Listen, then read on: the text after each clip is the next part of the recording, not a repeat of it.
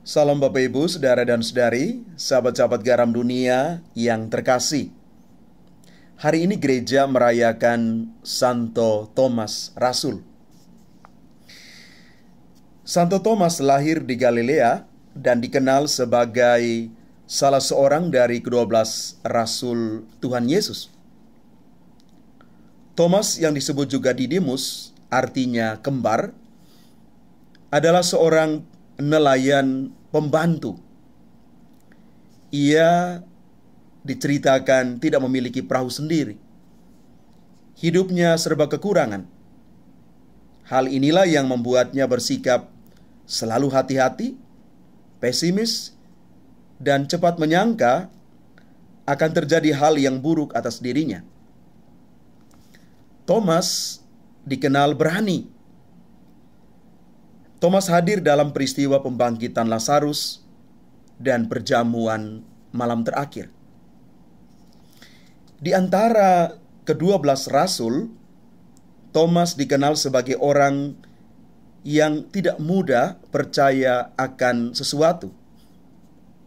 Sikapnya ini terlihat dengan sangat jelas dalam kaitannya dengan peristiwa penampakan Tuhan Yesus setelah kebangkitannya. Kita bisa baca dalam Injil Yohanes bab 20 ayat 24 sampai dengan 29. Keraguan Thomas berakhir setelah dia menyaksikan sendiri kehadiran Yesus di hadapannya. Sementara pintu-pintu terkunci, Yesus datang dan berdiri di tengah-tengah mereka lalu berkata, "Damai sejahtera bagimu." Kemudian ia berkata kepada Thomas, "Taruhlah jarimu di sini, dan lihatlah tanganku, ulurkanlah tanganmu, dan cucukkan ke dalam lambungku, dan jangan engkau tidak percaya lagi, melainkan percayalah." Thomas menjawab kepadanya, "Ya Tuhanku dan Allahku." Bapak Ibu saudara-saudari yang terkasih, tentang sikap Thomas ini, Santo Agustinus menulis demikian. Dengan pengakuannya dan dengan menjamah luka Tuhan, ia sudah mengajarkan kepada kita apa yang harus dan patut kita percayai. Ia melihat sesuatu dan percaya sesuatu yang lain.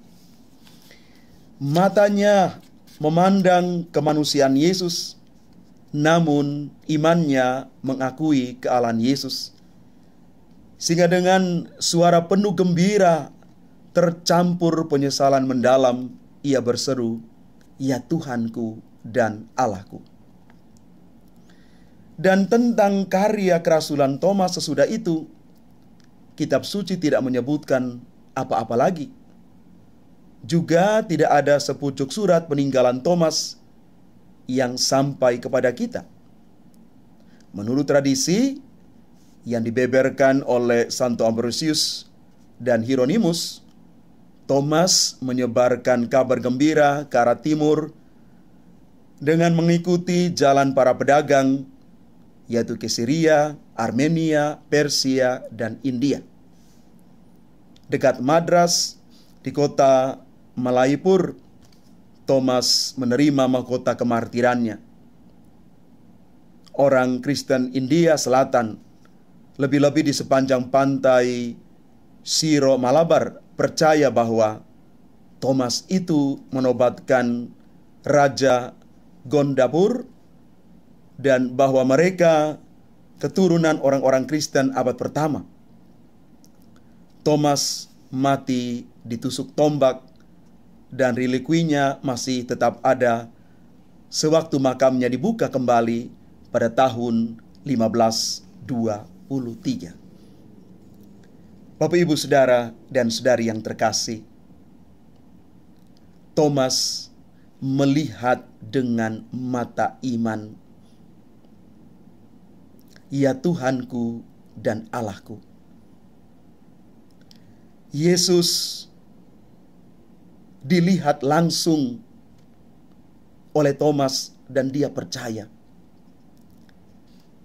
Tetapi Yesus mengatakan begini, berbahagialah mereka yang tidak melihat namun percaya. Kita tidak melihat Yesus, tetapi percaya. Inilah iman yang dalam, iman yang perlu kita perjuangkan tiap hari. Karena sesewaktu iman kita goyah.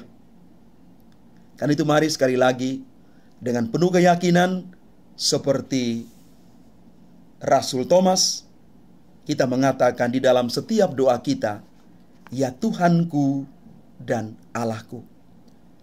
Dan kita bisa melihat Tuhan di dalam seluruh pekerjaan dan juga karya pelayanan kita serta kehidupan kita. Di sana Tuhan hadir. Ya Tuhanku dan Allahku. Tuhan memberkati kita sekalian. Amin.